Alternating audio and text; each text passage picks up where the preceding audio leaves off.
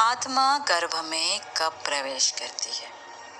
सबसे पहले जानते हैं कि आत्मा क्या होती है। आत्मा एक ऊर्जा है जो शरीर के नष्ट होने के बाद भी रहती है, यानी आत्मा अमर है। एक आत्मा 100 से 1000 जन्म भी लेती है।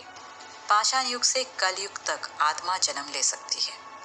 एक आत्मा जो गर्भ में प्रवेश करती है वो अपने माँ का चुनाव करती है। गर्भावस्था के छठे से 7वें हफ्ते में गर्भ में आत्मा प्रवेश कर लेती है, यानी जब शिशु की हार्ट बीट शुरू हो जाती है तभी आत्मा का शरीर में प्रवेश होता है। और जब आत्मा शरीर में प्रवेश करती है तो शरीर में प्रवेश करने के लिए वो सिर का इस्तेमाल करती है। आत्माओं का खुद का एक समूह होता है, यानी आत्मा मुख्य करके अपने समूह में या फिर अपने परिवार में ही जन्म लेती है। इसीलिए कहा जाता है कि अगर आपके पुश्तों ने कुछ कुकर्म किए हैं तो उसके फल आने वाली पीढ़ी को भुगतने पड़ते हैं। इसका मतलब यह है कि आपके बुरे कर्मों का फल आपको आने वाले जन्मों में खुद ही भुगतना पड़ता है। इसीलिए आपको लगता है, जो भी महिलाएं गर्भवती है उनको लगता है कि आपको एक सुसंस्कारी, होशियार, सर्वगुण संपन्न शिशु को जन्म देना है,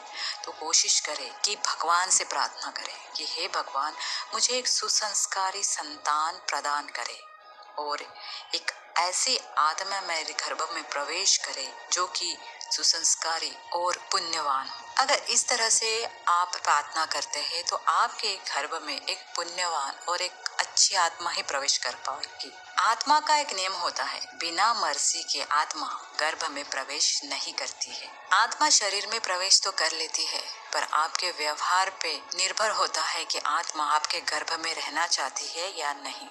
इसीलिए गर्भावस्था के तीसरे महीने तक कहा जाता है कि किसी को अपने गर्भावस्था की बातें ना बताएं, क्योंकि गर्भावस्था के तीसरे महीने तक आत्मा का आना और जाना लगातार चालू रहता है। अगर उसे लगता है कि ये माता पिता हमारे लिए उचित नहीं है तो आत्मा शरीर छोड़ के चली जाती है।